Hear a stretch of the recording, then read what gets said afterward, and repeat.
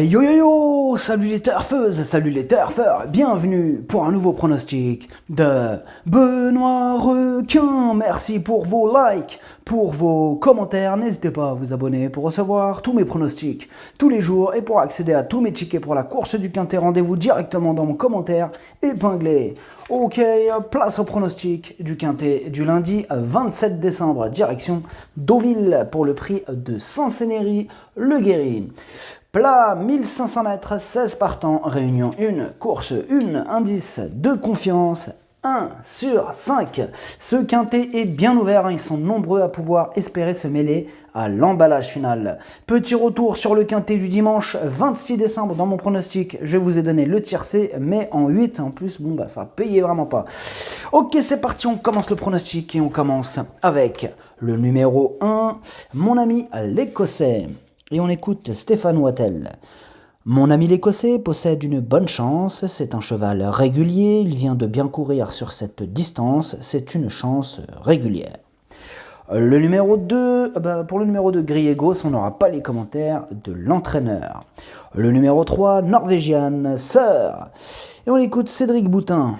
Norwegian Sir est moins performant sur la PSF. Dernièrement, cela a été un peu vite pour lui et à la fois précédente, il s'était retrouvé loin dès le départ. Ses courses ne sont ni bonnes ni mauvaises sur la fibrée. On ne peut pas le négliger complètement, mais il y a moins de garanties que pour J'aurais dû. S'il venait encore à décevoir sur cette surface, on attendra les courses sur gazon à Cagnes.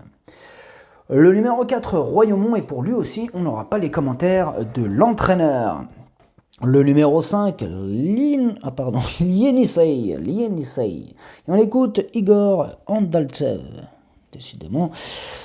Yenisei reste sur 2 succès, est en pleine possession de ses moyens. Il a très bien récupéré de sa récente course. Il adore la PSF et j'espère le voir bien courir. J'ai juste un léger doute quant à sa compétitivité en valeur 38, mais je pense que cela devrait aller. Et le numéro 6, Fuego del Amor. Et pour lui aussi, on n'aura pas les commentaires de l'entraîneur. Oui, il y a toute l'équipe des muets pour cette course. Le numéro 7, Come Say I. Et on écoute Marcus Nige. Come Say I aligne les bonnes sorties ces derniers temps. Lors de sa plus récente prestation, il a montré qu'il fallait compter avec lui dans les handicaps. Il avait cependant une décharge ce jour-là, atout dont il ne bénéficiera pas cette fois. On arrive en fin de saison, mais il est en forme et me semble capable de confirmer lundi ses bonnes dispositions avant de probablement bénéficier d'un break. Le numéro 8, Big Boots, et pour lui aussi on n'aura pas les commentaires de l'entraîneur. Le numéro 9, Richereau. On écoute Stéphanie Nige. Pour un premier quintet contre les vieux, c'est pas mal. Richereau a débuté gagné, il a eu ensuite des petits soucis, donc pris un peu de retard.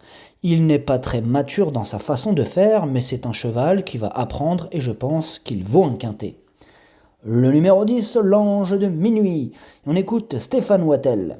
L'Ange de Minuit est un cheval délicat qui alterne les bonnes et les moins bonnes performances. Potentiellement, il a sa chance pour être à l'arrivée s'il se comporte bien. Il est assez fougueux et assez difficile à maîtriser. Le numéro 11, J'aurais dû, et on écoute Cédric Boutin. J'aurais dû vient de se réhabiliter dernièrement après avoir un peu déçu la fois précédente. Il apprécie la PSF, est bien placé à la corde et bien traité au poids. Dès lors, j'en attends une bonne course. Le numéro 12, The Big Smoke, et on écoute Yann Lerner. The Big Smoke reste sur plusieurs bonnes sorties et tourne autour du pot. Ce qui me gêne, c'est que Christophe Soumillon soit en vacances, car il s'entend à merveille avec ce cheval. Lors de sa plus récente sortie au niveau quintet en octobre dernier, il avait mieux couru que ne l'indique son classement, car il avait été enfermé au moment du démarrage. Le numéro 13, Vautrin, et on écoute Mathieu Boutin. Vautrin court admirablement dernièrement, bénéficiant ce jour-là d'un très bon déroulement.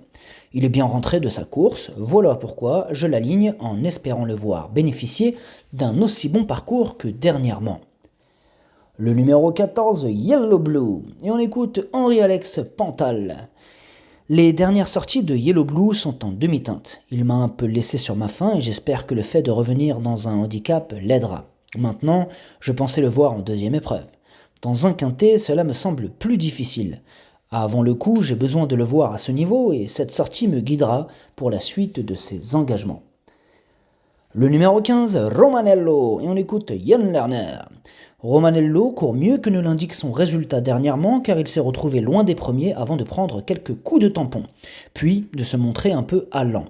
J'ai trouvé son comportement encourageant face à ses aînés. Il se retrouve finalement en première épreuve, mais est à surveiller et à suivre dans cette catégorie, surtout lorsqu'il n'affrontera que ses contemporains. Le numéro 16, Noce d'Argent. On écoute Didier Prodhomme. Noce d'Argent est un cheval bien connu, confirmé sur le mile par le passé. Il a gagné en tenue avec le temps. Avant d'aller à Cagnes, je lui fais disputer cette course intermédiaire sans l'empêcher de rien. Cette sortie permettra de lui redonner du rythme en vue des courses cannoises, qui généralement n'en manquent pas. Je crains qu'il ne soit pris de vitesse lundi. Le pronostic, ça donne 4, 11, As, 2, 10, 5, 6. Mon 8e numéro, c'est le 13. Mon cheval de complément, le 7. Et si jamais il y a un autre nombre, et ça peut arriver, le 12. Merci d'avoir suivi cette vidéo. N'hésitez pas à vous abonner pour recevoir tous mes pronostics tous les jours et pour accéder à tous mes tickets pour la course du Quintet. Rendez-vous directement dans mon commentaire épinglé. À jouer avec modération. Bonne chance. Chopez-le-moi. Ciao.